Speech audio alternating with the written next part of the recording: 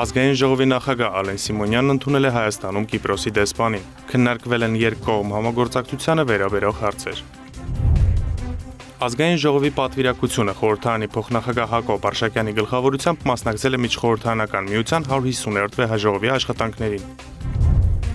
Խորհրդարանական լսումներում քննարկվել են Հայաստանում ճանապարհային երթևեկության անվտանգությանը վերաբերող հարցեր։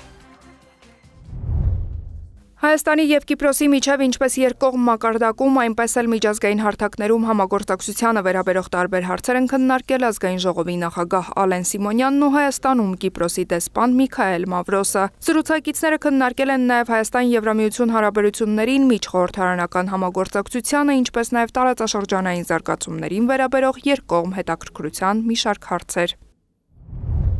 Մեր երկիրը միջխորհրդարանական միությանն անդամակցում է 1995 թվականից։ Հայ պատվիրակները միջազգային այս հարթակից ևս ամենաբարձր մակարդակով մշտապես բարձրաձայնում են հայկական օրակարգի առանցքային նշանակության հարցերը, տարածաշրջանայինից մինչև գլոբալ անվտանգային խնդիրներ։ Միջխորհրդարանական միության 150-րդ վեհաժողովի աշխատանքն այս անգամ կայացավ Ուզբեկստանի մայրաքաղաքում։ Կառույցի անդամ 182 երկրից նիստի աշխատանքներին մասնակցեցին մոտ 130 երկրից 1400 պատվիրակ, որից գրեթե 740-ը պատգամավոր։ Հայկական պատվիրակությունը ներկայացուցչական կազմով էր ազգային ժողովի փոխնախագահ Հակոբ Արշակյանի գլխավորությամբ։ Քննարկումների առանցքում խորհրդարանների գործողություններն էին հանուն սոցիալական զարգացման և արդարության։ Հավաքվելով միջխորհրդարանական միության 150-րդ վեհաժողովում, մենք միասնական ենք լուծելու այն հրատապ խնդիրները, որոնց բախվում ենք։ Ամբողջ աշխարհում մենք բախվում ենք բարդ խնդիրների, որոնք սպառնում են մեր ապագային, եթե մատնվենք անգործության։ Դիմելով անդամ երկրների իր գործընկերներին, ընդգծել է ազգային ժողովի փոխնախագահն ու հավելել.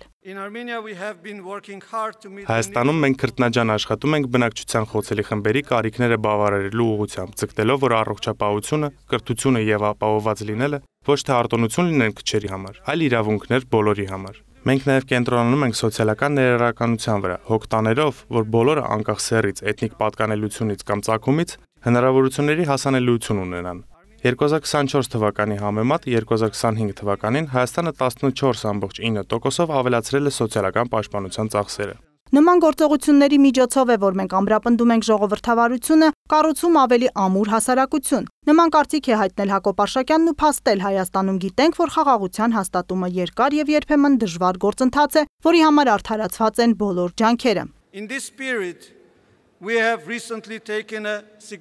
Այս ոգով մենք վերջերս զգալի քայլ կատարեցինք։ Հայաստանը հաստատում է, որ Ադրբեջանի հետ խաղաղության համաձայնագրի նախագիծը հավանության է արժանացել եւ բանակցությունները հաջողությամբ ավարտվել են։ Խաղաղության համաձայնագիրն այժմ պատրաստ է ստորագրման եւ Հայաստանը պատրաստ է ավարտին հասցնել այդ պատմական քայլը։ Մենք հրավիրում ենք Ադրբեջանին միանալ մեզ։ Մեր երկու ժողովուրդների համար խաղաղ եւ բարգավաճ ապագայի ճանապարհին այս կարևոր քայլի իրականացման գործում։ Վեհաժողովի շրջանակում ելույթ է ունեցել նաև պատվիրակության անդամ Ծովինար Վարդանյանը, փաստել խաղաղությունն է բոլոր առաջընթացների հիմքը։ Առանց դրա ոչ մի մնայուն բարիք չի կարող ստեղծվել։ Այս համատեքստում էլ падգամավորը ևս անդրադարձել է խաղաղության համաձայնագրի ստորագրման ուղղությամբ տարվող աշխատանքներին։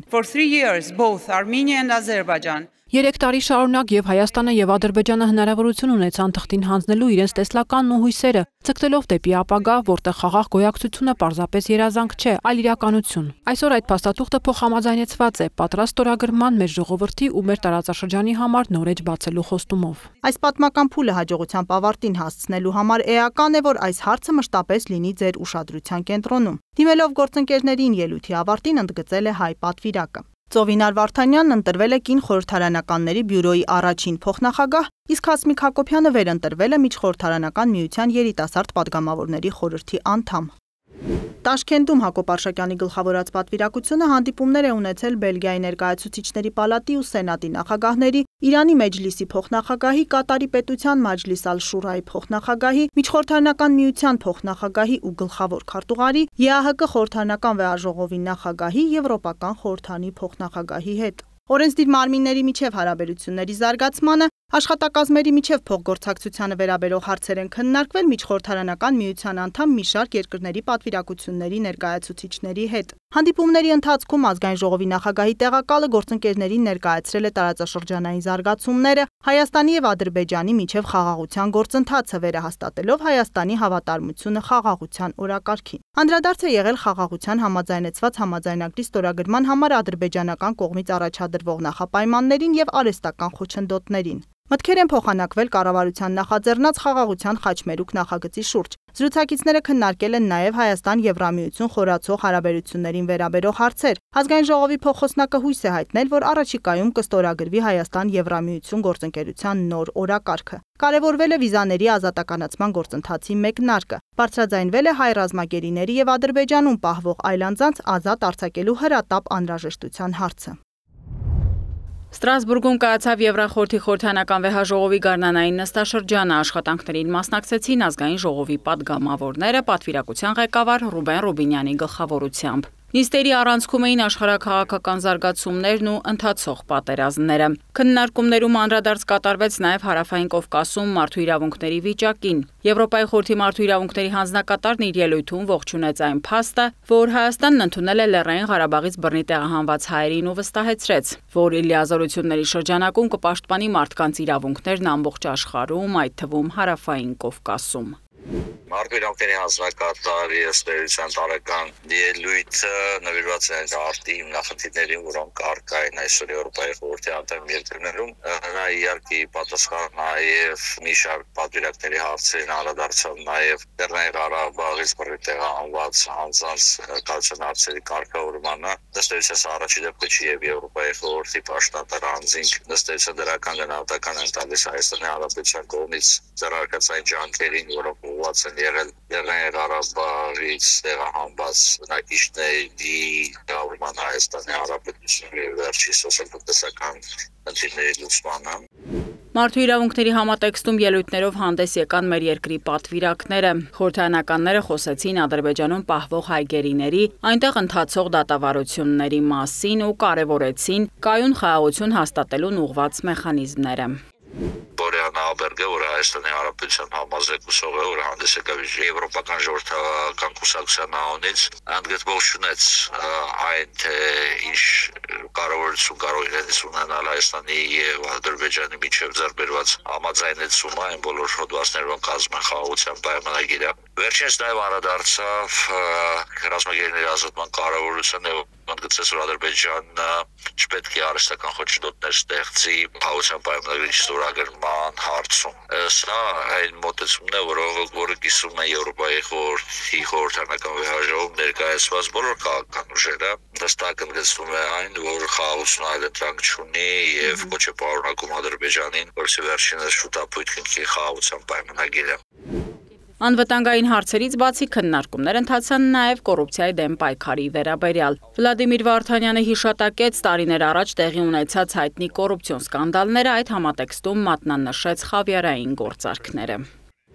Այս զեկույցը ուղղված էր եւ ընդհանրական կանոնների փոփոխության եւ պատգամավորի վարքագծի կանոնների փոփոխությանը, որը առավել հստակ եւ առավել հաշվետու կդարձնի ԵԽԽՎ պատվիրակներին, որոնք ոչ միայն պաշտոնավարում են այս բանին, այլ նաեւ նրանց, ովքեր դատարել են պաշտոնավարել, որովհետեւ շատ բարագայում հայ եւ Պորամզի լիազորությունների Եվրոպայի խորհրդի խորհրդարանական վեհաժողովում ավարտում է, վերջինս կարծես թե որից փոխկապակցվածություն չունի եւ շարունակում է օգտվել այն առավելություններից, որոնք վերջինս տվել են Եվրոպայի խորհրդի անպատասխան որոշումներով։ Թեմատիկ քննարկումների առանցքում էին ժողովրդավարական արժեքների ամրապնդումը եւ Եվրախորհրդի խորհրդանական վեհաժողովի անդամ պետությունների շրջանում դրանց տարածումը։ Հերթական նիստերին ընդառաջ նիստեր գումարեցին ազգային ժողովի մշտական հանձնաժողովները, քննարկվեցին այն նախագծերը, որոնք խորհրդարանի տնտեսական, գիտության ու կրթության, ինչպես նաև առողջապահության հարցերի մշտական հանձնաժողովների գործունեության տիրույթում էին։ Տնտեսական հարցերի մշտական հանձնաժողովի նիստում ի թիվս այլ հարցերի քննարկվեցին Հայաստան խմբակցության պատգամավոր Թադևոս Ավետիսյանի հեղինակած 2 օրենքի նախագծեր։ Դրանցից մեկով պատգամավորն առաջարկում է վերացնել փուլային եղանակով ներդրվող քաղաքացիների տարեկան եկամուտների համընդհանուր հայտարարագրման օրենքով սահմանված պահանջը եւ դրանից բխող վարչական պատասխանատվությունը։ Պարոն Ավետիսյանի հիմնական խնդիրը դա կապված է նրա հետ, որ 26 թվականից բոլորը պետք է հայտարարագրումներ կայացնեն, պատճառաբանելով, որ տարեց մարդիկ, ֆիզիկական խնդիր ունեցողները հնարավոր է չկարողանան օգտվել համակարգից։ Նախագծի հեղինակի հիմնավորմամբ եկամուտների տարեկան հայտարարագրումը ստվերի կրճատման տեսանկյունից էական ազդեցություն չի կարող ունենալ, եթե զուգահեռաբար չի գործում ծախսերի ամբողջական հաշվառման համակարգը։ Իշխող խմբակցության падգամավորներն ու կառավարությունը, սակայն այդ հարցում Ավետիսյանի հետ համակարծիք չէին, քանի որ հայտարարագրման համակարգի առջև դրված ամենակարևոր հիմնախնդիրներից մեկը հենց ընդհանուր բազայի ստեղծումն էր, որն արդեն իսկ արվել է։ 19-20-21 թվականներին COVID-ով պայմանավորված, երբ որ մենք ցանկանում ենք իմանալ, որ թիրախային խմբերին աջակցություն կառավարությունը պետք է տա, բայց փաստացի տվյալներ գոյություն չունեն, իսկ այս ընդհանուր հայտարարագրումը մեզ թույլ կտա իմանալու մեր բոլոր քաղաքացիների եկամուտները եւ ըստ այդմ համապատասխան իրավիճակներում անել համապատասխան գործողություններ։ Իսկ ինչ վերաբերում է հայտարարագրման ժամկետներին, Նարեկ Ղահրամանյանը նշեց, որ հանձնաժողովի նախագահի տեղակալ Բաբկեն Թունյանը շրջանառության մեջ է դրել օրենքի նախագիծ, համաձայն որի նախատեսվում է հետաձգել ֆիզիկական անձանց եկամուտների հայտարարագրերի ներկայացման վերջնաժամկետը մինչև նոյեմբերի 1-ը։ Թադևոս Ավետիսյանի հեղինակած հաջորդ օրենքի նախագիծը վերաբերում էր անշարժ գույքի հարկման բեռի ավելացումը կասեցնելուն։ Ավետիսյանի խոսքով հարկային բեռն առաջանցիկ եւ թռիչքաձև աճում է հատկապես Երևանի կենտրոն վարչական տարածքի բնակիչների համար։ Դա բազմաթիվ քաղաքացիների համար խնդրահարույց է։ Այս մասով Նարեկ Ղահրամանյանը նկատեց, որ 2021 թվականից կիրառության մեջ դրված անշարժ գույքի հարկման մասին փոփոխությունը հիմնված էր այն հայեցակարգային ուղղության վրա, ըստ որի գույքային հարկերով հարկման բազան, որը նախկինում կադաստրային արժեքն էր, ակնհայտ թերագնահատված էր։ Ուստի կառավարությունը տարիներ առաջ հենց այդ խնդրի լուծման նպատակով է մշակել հարկման այս տեսակը, եւ հաշվի առնելով այն, որ գույքահարկն անգամ սահմանման իր փիլիսոփայության մակարդակում ունեցվածքի հարկ է, ապա այդ ունեցվածքը պետք է հաշվարկել շուկայական արժեքով ու հարկը նշանակել այդ արժեքի նկատմամբ։ Ուստի հենց այս համատեքստում ճիշտ չի լինի անշարժ գույքի հարկման բեռի ավելացումը կասեցնելուն վերաբերող նախագծի ընդունումը։ Արդյունքում հանձնաժողովը նախագծերին տվեց բացասական եզրակացություն։ Գիտության, կրթության, մշակույթի, սփյուռքի, երիտասարդության եւ սպորտի հարցերի մշտական հանձնաժողովի հերթական նիստում էլ քննարկվեց ֆիզիկական կուլտուրայի եւ սպորտի մասին օրենքում փոփոխություններ եւ լրացումներ կատարելու մասին օրենքի նախագիծը։ Մինչ օրս մեր երկրում չկա հստակ չափորոշիչ, համաձայն որի մանկապատանեկան մարզադպրոցների անվանակոչության կարգը կսահմանվի ոլորտի նախարարի հրամանով։ Որևէ թիմ համայնքում ավականին որոշում է, որ որևէ մարզադպրոցի կամ մարզադահլիճ պետք է անվանակոչի որևէ հայտնի մարդու անունով եւ մեկ այլ հայտնի մարդու մոտ այդ անհավասարության զգացումը առաջանում է, որովհետեւ տեսնում է, որ գոնե վիզուալ իր նվաճումները կամ իր, այսպես ասած, Հայաստանի Հանրապետության հանրահռչակման գործում իր դերակատարումը շատ ավելի մեծ է եղել, բայց ինքը չի կարողանում հասնել այդ նույն պարգևին եւ նախագծով ըստ էության առաջարկվում է, որ լիազոր մարմինը իդեմս կրթության, գիտության եւ մշակույթի եւ սպորտի նախարարության կսահմանի այն չափորոշիչները, որի հիման վրա չսահմանափակելով թիմերի լիազորությունները ավականին կշարունակի ունենալ այդ լիազորությունը, սակայն այսուհետ պետք է առաջնորդվի կառավարության կողմից կամ լիազոր մարմնի կողմից սահմանված այդ ստանդարտներով։ Հաջորդիվ հանձնաժողովը քննարկեց հեռուստատեսության եւ ռադիոյի հանձնաժողովի 2024 թվականի գործունեության եւ տեսալսողական մեդիայի ոլորտում տեղեկատվության ազատության վիճակի մասին տարեկան հաղորդումը։ Այս մասով էլ հանձնաժողովի ղեկավարը նկատեց, որ նախկինում գոյություն ունեցող խնդիրներն այս անգամ եւս արտացոլված էին ՀՌՀ-ի տարեկան հաղորդման մեջ։ Մասնավորապես ել ավելի առաջնային դառնում fake news-երի դեմ ըստ էության որոշակի կարգավորումները արդեն ի հավելումը նախորդ տարիների, արդեն այս տարի գլուխ է բարձրացրել արհեստական բանականությունը եւ շատ դեպքերում մենք տեսնում ենք, որ օրինակ, չգիտեմ, հանրապետության վարչապետի նույն դիմանկարով այլ լեզվով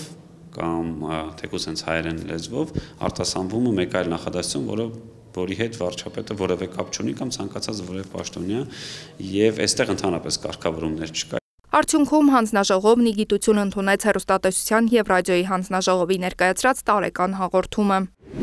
Առողջապահության հարցերի մշտական հանձնաժողովում էլ քննարկվեց Հայաստանի Հանրապետության եւ Վերակառուցման եւ Զարգացման միջազգային բանկի միջև առողջության համապարփակ ծածկույթի ներդրման ծրագիր վարկային համաձայնագիրը վավերացնելու մասին նախագիծը։ Համաձայնագրով նախատեսվում է բանկի կողմից Հայաստանին տրամադրել 102 միլիոն եվրո վարկ առողջության համապարփակ ծածկույթի ներդրման ծրագրի իրականացման համար։ Վարկի տոկոսադրույքի տեսակը լողացող է, վարկի մարման ժամկետը 25 տարի, որից արտոնյալը 15 տարի։ Հանձնաժողովը դրական եզրակացություն տվեց քննարկված օրենքի նախագծին։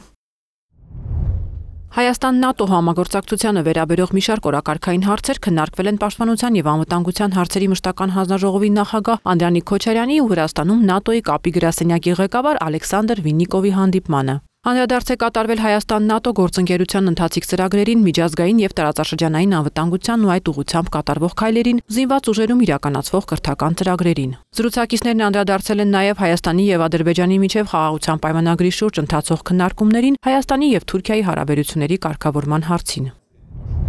Տարածաշրջանում արկա իրավիճակն ու մարտահրավերները Եվրոպական ինտեգրման հարցերի մշտական հանձնաժողովի նախագահ Արման Եղոյանը ներկայացրել է Կոնրադ Ադենաուեր հիմնադրամի Եվրոպայի եւ Հյուսիսային Ամերիկայի գրասենյակի ղեկավար Լարս Հենզելին։ Արման Եղոյանը բարձր է գնահատել տարածաշրջանում երկարատև խաղաղության եւ կայունության հաստատման հարցում Եվրամիության եւ հատկապես Գերմանիայի դերակատարությունը։ Գրասենյակի ղեկավարը խոսել է երկկողմ համագործակցության խորացման անհրաժեշտությունից, անդրադարձել Գերմանիայում արտահայտ խորհրդանական ընտրություններից հետո տեղի ունեցող քաղաքական փոփոխություններին։ Կողմերը քննարկել են հիմնադրամի աջակցությամբ նոր ծրագրեր իրականացնելու հնարավորությունները։ Եվրոպական ինտեգրման հարցերի մշտական հանձնաժողովի նախագահի տեղակալ Մերի Գալստյանը հանդիպել է Կասպյան քաղաքականությունների կենտրոնի Միացյալ Թագավորության գլխավոր խորհրդական Դեյվիդ Մորանի հետ։ Մերի Գալստյանը հյուրին է ներկայացրել կլիմայի փոփոխության դեմ պայքարի օրակարգում Հայաստանի կառավարության, ազգային ժողովի եւ այլ շահագրգիռ կողմերի մասնակցությամբ ձեռնարկված գործողությունները։ Մերի Գալստյանը ներկայացրել է նաեւ Հայաստանում կայանալիք COP17 աշխատանքների համակարգման նպատակով վարչապետի որոշմամբ ձևավորված միջգերատեսչական հանձնաժողովի աշխատանքները, կատարված գործողությունները, արկա կարիքները։ Զրուցակիցները քննարկել են փորձի փոխանակման եւ ինստիտուցիոնալ կարողությունների զարգացման հնարավորությունները։ Անվտանգ երթևեկություն ապահովելը պետության առաջնահերթություններից է, առաջին հայացքից չնչին թվացող իրավախախտումը կարող է ողբերգական լինել։ Հաշվի առնելով մի շարք հանգամանքներ ազգային ժողովի պաշտպանության եւ անվտանգության հարցերի մշտական հանձնաժողովը ՄԱԿ-ի զարգացման ծրագրի աջակցությամբ նախաձեռնեց խորհրդանական լսումներ, առանցքում երկրի ճանապարհային երթևեկության անվտանգության խնդիրներն են։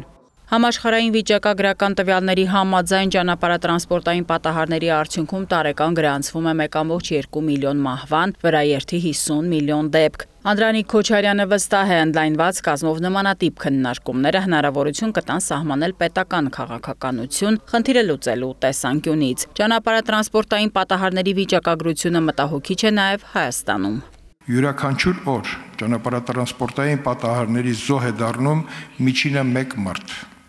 վիրավորվում 16 մարդ։ Չնայած ենթակառուցվածքների եւ երթևեկության կառավարման բարելավման ուղղված միջոցառումներին, արդյունքները, ինչպես տեսնում ենք, բավարար չեն եւ մեզ դեռևս չի հաջողվել առավելագույնս չեզոքացնել բացասական հետևանքները։ Պատահարներին նպաստող գործոնները տարբեր են ոլորտի կառավարում, ենթակառուցվածքների խնդիրներ, տրանսպորտային միջոցների թվի աննախադեպ աճ, երթևեկության մասնակիցների գիտելիքների պակաս, քաղաքացիական պատասխանատվության խթանման ուղղությամբ ոչ բավարար աշխատանքի իրականացում։ Պատգամավորներից բացի դահլիճում են փոխվարչապետը, Հայաստանի ոստիկանապետը, ճանապարհային ոստիկանության պատասխանատուներն ու քաղաքասարակության ներկայացուցիչները։ Ճանապարհային երթևեկության անվտանգությունը կարևոր է յուրաքանչյուրիս համար եւ գտնվում է պետության ուշադրության առանցքում, նշեց հանձնաժողովի փոխնախագահն ու ներկայացրեց վիճակագրական տվյալներ։ 2024 թվականին տեղի ունեցել զոհերով կամ վիրավորներով 4314 ճանապարհատրանսպորտային պատահար, որի հետևանքով զոհվել է 333 մարդ, վիրավորվել 6116։ Իսկ միայն 25 թվականի հունվար-փետրվար մարտ ամիսներին արձանագրվել է 988 զոհերով կամ վիրավորներով ճանապարհատրանսպորտային պատահար, արդյունքում 60 զոհ եւ 1391 վիրավոր։ 10 տարում 3 միլիոն բնակչություն ունեցող երկրում ճանապարհատրանսպորտային պատահարների զոհ է դարձել 3600-ից ավելի մարդ, վիրավորվել շուրջ 70,000-ը։ Չպետք է մոռանալ, որ այդ վիրավորներից 2-ից 3000-ը ձեռք են բերում ցմահ հաշմանդամություն։ Պատգամավորն անդրադարձավ նաև գույքային վնասներին։ 24 թվականի ընթացքում գրանցվել է մոտ 72000 գույքային վնասով ճանապարհատրանսպորտային պատահար։ Նույն տարում ապահովական ընկերությունները փոխհատուցել են ավելի քան 20 միլիարդ դրամ։ Այս թվի մեջ չի ներառվում կասկո ապահովագրությունը։ Վերոնշյալ պատկերն անթույլատրելի է ճանապարհային երթևեկության ոլորտում, անհրաժեշտ են անվտանգային լրացուցիչ մեխանիզմներ, նշում է Արմեն Խաչատրյանն ու ներկայացնում ճանապարհային անվտանգության համատեքստում կառավարության իրականացրած աշխատանքները։ Վերջին 5-6 տարում Կառավարության կողմից կատարվել է աննախադեպ ծավալի աշխատանքներ։ Հիմնանորոգվել եւ կառուցվել են 2414 կիլոմետր մոտ ճանապարհներ։ Սրա մեջ չի մտնում սուբվենցիոն ծրագրերով իրականացված ծրագրերը։ Ճանապարհային անվտանգության ապահովման տեսանկյունից падգամավորն առանձնացրեց նաև տեղզնման ոլորտի բարեփոխումները, ներդրված բալային համակարգը եւ բարեկային ծառայության հիմնումը։ Բարեկային ոստիկանության ինստիտուտի գոյությունը էական ազդեցություն ունեցավ հանցագործությունների, ինչպես նաև իրավախախտումների նախականխման, կանխարգելման եւ բացահայտման գործում։ Ճանապարհային անվտանգության որոշ կոմպոնենտներ նաև տարածքային կառավարման ենթակառուցվածքների նախարարության տիրույթում է։ Գերատեսչությունը աշխատանքներ է իրականացրել ճանապարհների կահավորման, նոր արգելափակոցների տեղադրման մասով։ Միայն 2024 թվականին ճանապարհների հիմնանորոգման վերակառուցման աշխատանքների շրջանակներում տեղադրվել են շուրջ 9433 ճանապարհային նշաններ եւ 121294 գծամետր մետաղական արգելափակոցներ։ Միջպետական ճանապարհներին պլանավորվում է կառուցել կշռման կայաններ, որպեսզի կանխարգելվի գերբեռնված տրանսպորտային միջոցների շարժը, քանի որ դրանք ըստ Քրիստինե Ղալեչյանի հիմնականում դառնում են ճանապարհների վնասման պատճառ։ Ճանապարհային անվտանգության ապահովման տեսանկյունից առանցքային դերակատարում ունի ներքին գործերի նախարարությունը, դրանով էլ պայմանավորված կառույցը պարբերաբար վերանայում է գործիքակազմերը։ Նախատեսվում է իրականացնել օրենսդրական, այնպես էլ կազմակերպչական ու տեխնիկական բնույթի զարգացման միջոցառումների շարունակական իրականացում, որոնք կնպաստեն դրական արդյունքների ապահովմանը։ 2023-ի համեմատ 24-ին ճանապարհատրանսպորտային պատահարների թիվը նվազել է 299-ով, իսկ զոհերի թիվը 45-ով։ Ճանապարհատրանսպորտային պատահարների քանակի եւ դրանց հետևանքով զոհերի եւ վնասվածքներ ստացած անձանց թվի նվազումը առավելապես պայմանավորված է 2024 թվականին հանրապետության ամբողջ տարածքում բարեկային ծառայության գործունեությամբ, այդ թվում խիստ եւ թիրախային վարչարարության իրականացմամբ։ Չնայած իրականացվող վարչարարությանն այդուհանդերձ կան խնդիրներ, որոնք ոչ միշտ են նկատելի լինում պարեկների կողմից, դրանք տարբեր են սխալ կայանումից մինչև ամրագոտի չկապելը։ Երևանում ես կարամ բազմաթիվ տեղեր ցույց տամ, որտեղ ամեն օր ոստիկանները կողքը անցնում են տասնյակ խախտումով կանած մեքենաների ու անտեսում են։ Սկսած դատախազությունից քննչական մարմինների ծածը ոստիկանություն հաճախ տեսնում ենք, որ չգիտեմ, այդ հատվածներում, այդ շենքերի հարակից հատվածներում մեքենաները կայանված են մայթերի վրա,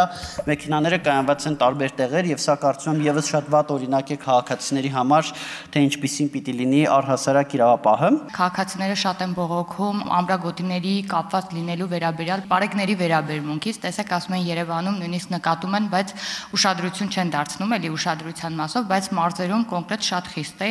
Համալիր պայքարում բավարար արդյունքի հասնելու համար անհրաժեշտ է պատշաճ ուսուցում հենց մանկապարտեզից, նշում են ոլորտի պատասխանատուները։ Ճանապարհային երթևեկության անվտանգության կանոնների ուսուցման շրջանակում շուրջ 800 նախադպրոցական մանկավարժ արդեն վերապատրաստվել է։ Ծրագիրն իրականացվել է ՅՈՒՆԻՍԵՖ-ի հետ համատեղ։ Բոլոր նորակառույց, մասնավորապես Երևան քաղաքում, մանկապարտեզների բակային հատվածներում ճանապարհային երթևեկության կահավորում է փոքր տեղի ունենում, որով երեխաները պրակտիկ նաև ուսուցում անցնելու հնարավորություն են ունենում։ Այստեղ որպես լրացում Արմեն Խաչատրյանը կարևորում է ուսուցումը նաև հանրակրթական մակարդակում։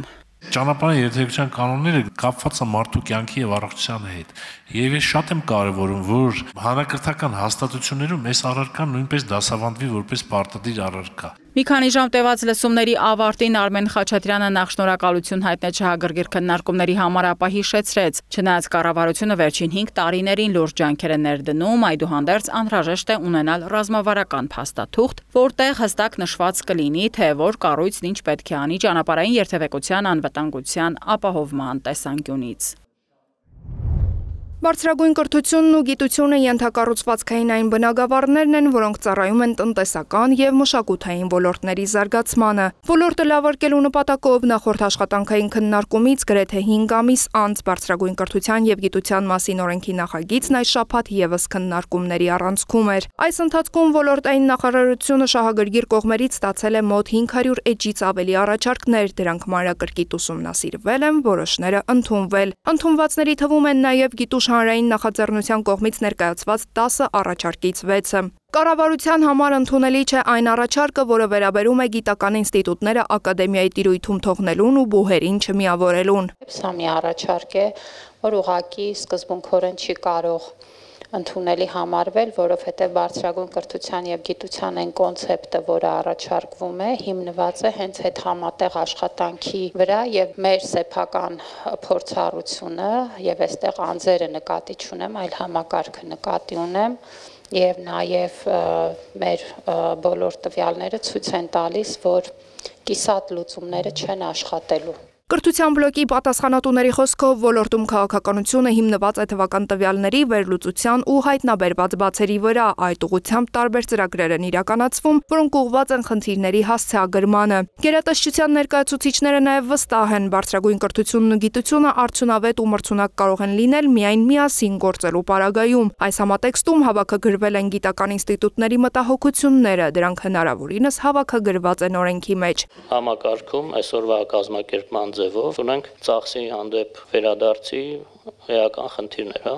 սրան զուգահեռ մենք ունենք նաև գիտական կազմակերպությունների բաշխվածություն շատ մեծ, այս ամեն ինչը բերում է այդ գետոյացման հետո գիտության ու իրականում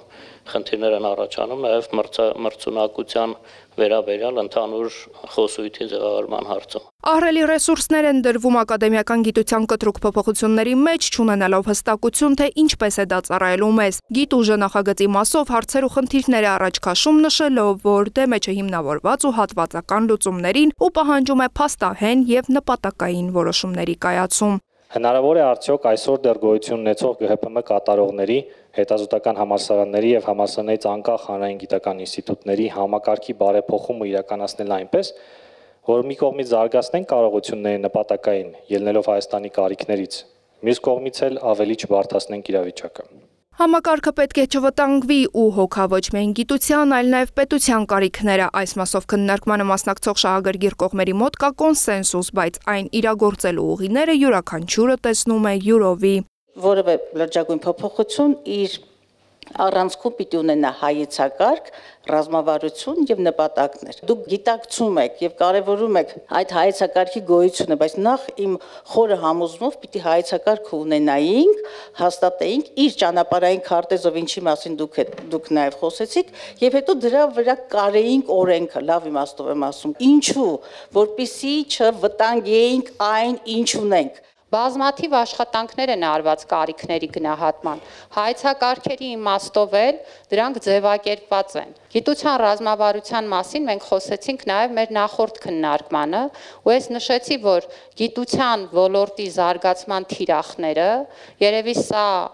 այն քիչ ոլորտներից էր, որ կառավարության 2021-26 թվականների ծրագրում հստակ քանակական այդ թվում նաև թիրախներով ֆիքսված էին։ Երբ դուք ասում եք, որ պետության վերաբերմունքը ֆինանսավորման ծավալների աճեցմամբ ցուցադրում է պետության վերաբերմունքը գիտության համակարգին, դա միանգամայն ճիշտ է, բայց դա չի կարող հանդիսանալ հիմնավորում, որ օրենքի այս մոդելը, որ առաջարկվում է, ճիշտ է։ Արդյոք մենք պատրաստ ենք առանձին ֆինանսավորել եւ առանձին ռեսուրս ունենալ որակյալ ակադեմիական կրթության եւ ակադեմիական գիտության համար եւ մի հատ էլ միջազգայինորեն մրցունակ լրիվ առանձին գիտության համար։ Պետքա միավորել այնտեղ, որտեղ միայն մի տեղում դա կարող ենք որակյալ կազմակերպել եւ դա իմաստ ունի, որովհետեւ դա եւ կրթություն է, եւ գիտություն է, եւ հետազոտություն է, եւ պետքա պահել առանձին, որտեղ որ պետքա լինի առանձին։ Հիմնական եւ առանցքային փոփոխությունները վերաբերում են պետության կարիքներից բխող գիտություն ունենալուն ու այն մրցունակ դարձնելուն, ու թեև որքան էլ պետությունը մեծացնում է իր ներդրումը գիտության մեջ, միևնույն է դրա արդյունքները համադրելի չեն համանման բյուջե ունեցող երկրների գիտությունների հետ, նշում է Սիսակ Գաբրելյանը։ Հանձնաժողովի նախագահն անդրադարձավ նաև գիտնականների այն մտահոգությանը, որ վերաբերում է այլ ինստիտուտների առկայության սահմանափակմանը։ Օրենքում նման սահմանափակում չկա, ավելին միջգերատեսչական կարող են լինել ինստիտուտներ, այսինքն որևէ նախարարություն, պայմանական շրջական միջավայրի նախարարությունը կարող է իր ոլորտին համապատասխան որևէ գիտահետազոտական ինստիտուտ ունենալ, եւ նաև անհատ գիտնականները, մասնավոր ընկերությունները կարող են նույնպես ստեղծել ինստիտուտներ, ավելին օրենքը ասում է, որ նրանք նույնպես կարող են մասնակից լինել պետության կողմից տրամադրվող գիտության ֆինանսավորմանը, բնականաբար պետության այդ պահանջներին եւ չափանիշներին համապատասխան գործելու դեպքում։ Սա լավագույն օրինակներից է, թե ինչպես կարող են հակադիր կարծիքներ ունեցող տարբեր խմբեր ունենալով մեկ նպատակ հասնել լավ արդյունքի, ասում է Սիսակ Գաբրելյանն ու հույս հայտնում, որ օրենքի նախագիծը ազգային ժողովի քննարկմանը կներկայացվի արդեն հաջորդ նստաշրջանին։ Մարդու իրավունքները Հայաստանի զինված ուժերում այս թեմայի շուրջ ազգային ժողովի մարդու իրավունքների պաշտպանության ու հանրային հարցերի եւ պաշտպանության ու անվտանգության հարցերի մշտական հանձնաժողովների падգամավորները մարդու իրավունքների պաշտպանի միջազգային կազմակերպությունների ներկայացուցիչների հետ համատեղ կազմակերպել են երկօրյա կլոր-սեղան քննարկում։ Այս կլոր-սեղանի ընթացքում կքննարկվի խորհրդարանի Հայաստանի զինված ուժերում մարդու իրավունքների պաշտպանությանը նպաստելու կարողությունը, գործիքակազմերը, ինչպես նաև այնպիսի մեխանիզմներ, որոնք ընդհանրապես խորհրդարանները օգտագործում են ապահովելու համար միջազգայինորեն ընդունված նորմատիվ բնույթի կարգավորումները, քննարկումը կենտրոնանա խորհրդարանի օրինաստեղծ, ինչպես նաև վերահսկողական ծառայությունների վրա։ Քննարկման նպատակն է պաշտպանության, կառավարման եւ վերահսկողության ոլորտի շահագրգիռ կողմերի հետ քննարկել Հայաստանի զինված ուժերում մարդու իրավունքների ապահովմանն ու խթանմանը վերաբերող հարցերը։ Մարդու իրավունքների խնդիրն առկա է ամենուր, որտեղ գործ ունենք մինջանձնային հարաբերությունների հետ։ Այդուհանդերձ զինված ուժերում այն հատուկ կարևորություն ունի պայմանավորված ոլորտի առանձնահատկություններով։ Զինված ուժերը կարևորագույն գործառույթներ են իրականացնում, ապահովում են Հայաստանի Հանրապետության պաշտպանությունը, անվտանգությունը, տարածքային ամբողջականությունը եւ սահմանների անձեռնմխելիությունը։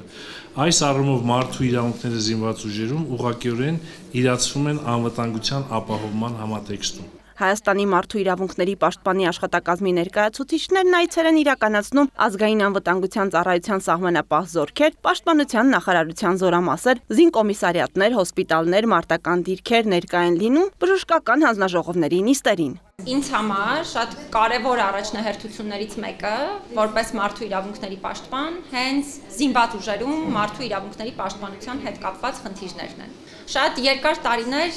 մենք